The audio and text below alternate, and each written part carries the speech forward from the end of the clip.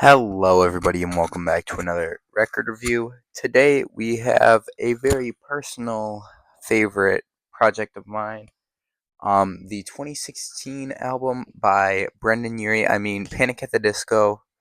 Um, Death of a Bachelor. By this point, Panic at the Disco is more a Brendan Urie solo project, and that's why I say that. Um, but back then, this used to bump. This used to be a great album, and this is a very nostalgia heavy project for me, so it's going to be hard for me to rate this adequately, but we'll just give it our old college try. All right, so the front cover, I appreciate it. I like it. He's dressed up as a bachelor that has died, obviously. And then the back has the track listing. And I like the outline artwork and stuff. I think that's pretty cool. The sheet that came with it, the production chart, and the lyrics sheet we have here. Looks cool. Cool design. White sleeve, nothing special. But the record itself is silver to celebrate Fueled by Ramen, an independent label that Panic at the Disco were on at the time, to celebrate their 25th anniversary. I think I picked this up 2022, maybe I don't know. Um, yeah, let's just get into the tracks. It starts out with Victorious, which you might be able to hear right now. Um, I like this track as an opener. I liked a lot of these tracks back in the day. I loved almost all of them, but this one I didn't think it was that bad when I went back to it. And then it goes into "Don't Threaten Me with a Good Time," which I think is a pretty good track, but um, I just don't think it's the best. Um, I think you get better songs on this, and I think that it is a fun track. Um, I like the way it starts with the bass and stuff. But it is a fun track. It's just not the best. Now after that we have Hallelujah. Um, Starts with some nice horns, and from the start of it, you'd think it'd be a great song. I personally don't like it all that much. I think it's a very corny song. I think it's almost like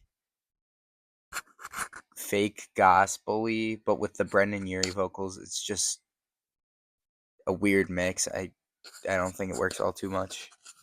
Um, After that, we have Emperor's New Clothes, which is I actually like this one quite a bit. It's a little darker in its themes and tone, and I thought it worked pretty well as an addition to this album. After that, we have the title track "Death of a Bachelor." I absolutely love this one.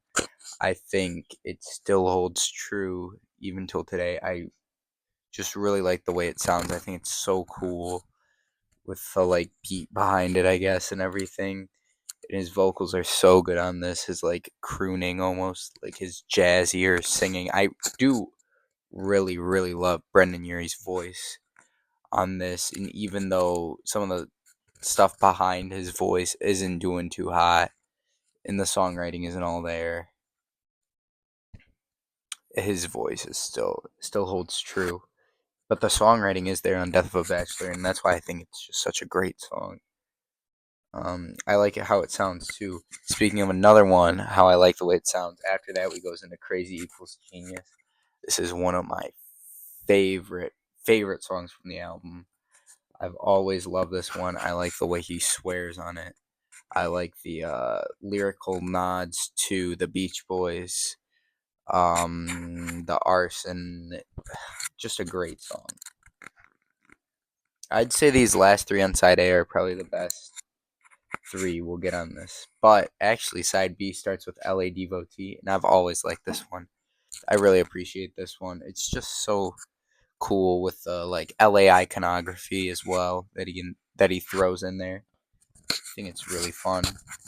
After that, we have Golden Days. I used to like this one. I don't think there's anything special in it. I don't think it's that all that good nowadays. Um, oh well. The story isn't there either. I don't really understand it. After that, it's the good, the bad, and the dirty.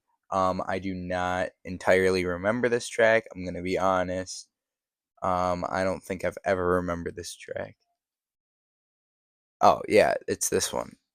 It it's filler. I think it could have been left off the album, and I think it would have made the album better. Um, I guess these vocals are pretty cool though, with the lower part. Um, there was a part on "L.A. Devotee" I really liked too. I forgot what it was. I'll try to find it, but it was towards the end of the song. I just loved it. Um, After the good, the bad, and the dirty, we have "House of Memories," which I believe might have been a TikTok hit. I could be wrong on that though. I don't have TikTok. I don't see a need for it either. Yeah, the build at the end of "L.A. Devotee" I really like, with the boom, boom, boom, boom, boom, boom, boom. Oh shoot. Uh, so "House of Memories" not very good. I feel like TikTok ruined it. But I don't know if there was anything to ruin. I don't think it's that good to begin with. I did used to like this one quite a bit, but I don't think it's that good anymore. Um, the closer, Impossible Year. I do like this one. I don't think it's the best on the album. Um, I don't think it's, well, that's hard to say. I don't know if it's good by like Panic at the Disco standards, because they do have some great songs off of those first three albums. Yeah. Um, but I do think his vocals on this are just incredible and very meaningful and deep, which I appreciate. So yeah, that's Death of a Bachelor by Panic at the Disco. A very divisive album. I think I'm gonna give it a 78. I think a 78 is a pretty good rating for this. Is it the best Panic at the Disco album? In my personal opinion, it might be. I think I need more plays of Fever You Can't Sweat Out first, but it very well could be. Um,